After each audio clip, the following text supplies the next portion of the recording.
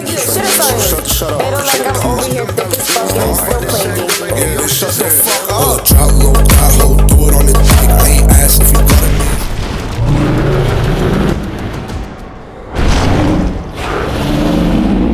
No! Stop! Step back.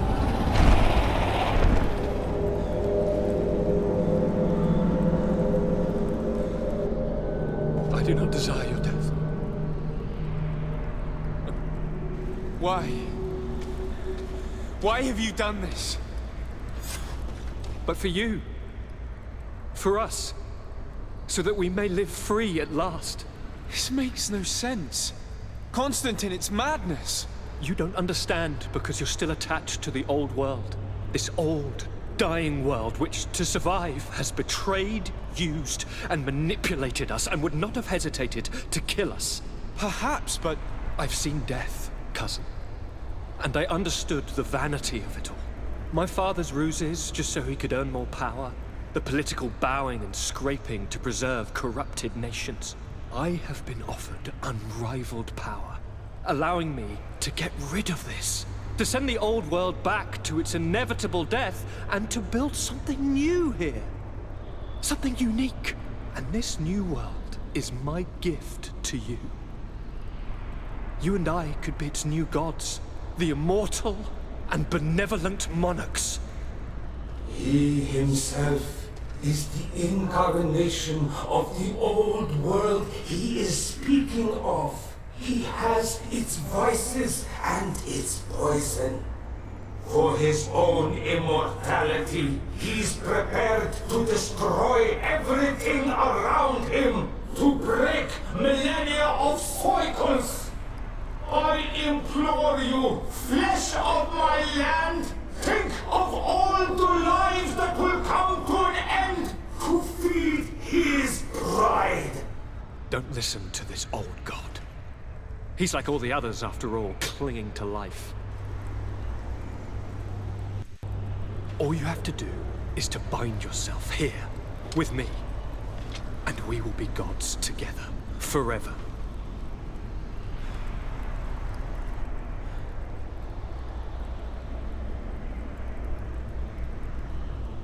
Come.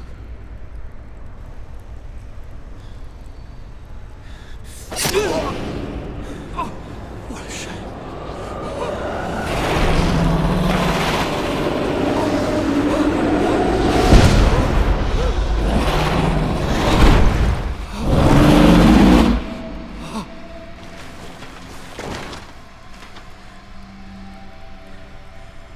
Good night, sweet.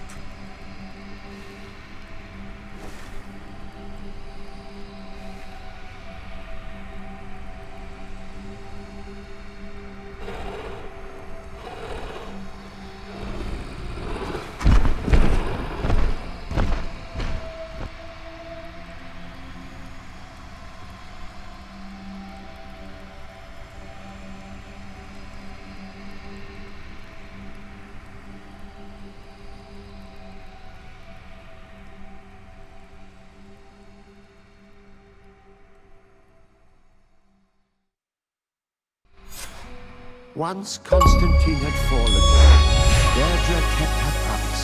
She led all the native clans as they managed to drive the invaders off their island.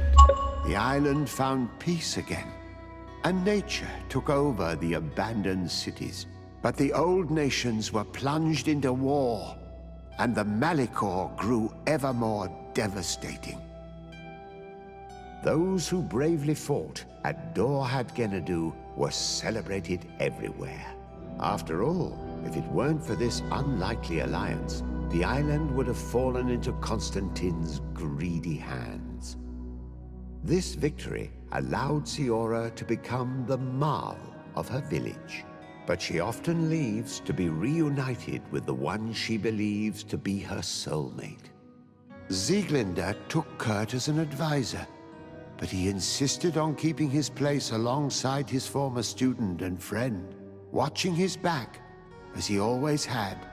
Afra set aside her weapons and went back to her research on the native culture and flora of the island. It is said that she is even writing a book with the help of Dunkas's clan when not visiting her friends. For his bravery, Vasco was awarded the rank of commander. He now travels the sea at the head of a whole fleet, but he often comes back to visit his brother-in-arms. Petrus's ambitions have finally been fulfilled. He obtained the much-coveted title of Cardinal. Despite the responsibilities implied by such a title, he still sometimes visits the one he calls his child. Despite the help Ulan received, which allowed him to restore the importance of the seaside Nemeus, he still had to renounce the role of Marl as he faced the contempt of the other clans.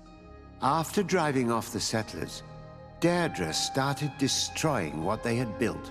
She wanted to erase all traces of the Inquisitors and savants who had hurt her people, only keeping what her Karants advised her to keep.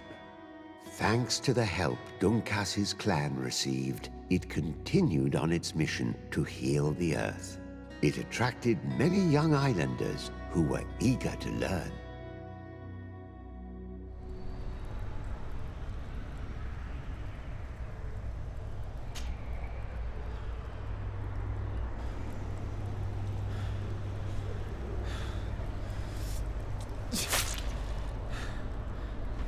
Come.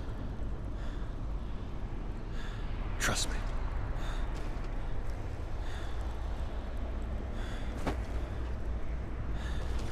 You won't regret it, cousin.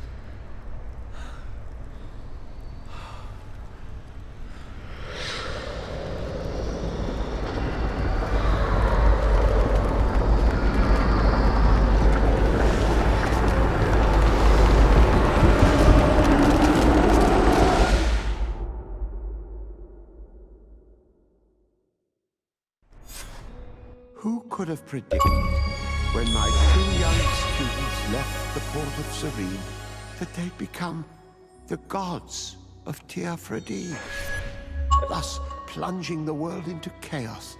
Certainly not me. So it seems that I am a poor teacher.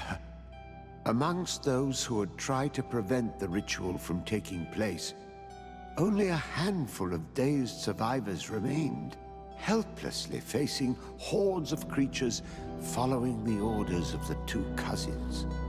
Afra and Petrus, former rivals, fell together. They couldn't accept this treason from the one they believed in. As for Vasco, he managed to run away and join the Naut fleet. Rumor has it that he went to their island, his heart full of bitterness, and never left it again. With his help, Kurt managed to leave Teofredi, but only to die on another battlefield. Siora had done well to go back to her sister, who tried to lead a rebellion for a while, but just like the rest of the clans, she eventually acknowledged the power of their new gods. Exiled from the island, all our nations sunk into a state of constant warfare, each accusing the others of being responsible for their terrible defeat. The congregation is now on the verge of falling, and I have no doubt that the others will follow. The lives which haven't been taken by war will be taken by the Malicor. On Teofredi, the Nauts report that nature has reclaimed its rights in the cities. After a period of chaos that saw the death of many rebel islanders, the survivors reportedly all ended up acknowledging the power of the two cousins. But sadly, this is nothing but hearsay, since the news we receive is scarce and getting even more so.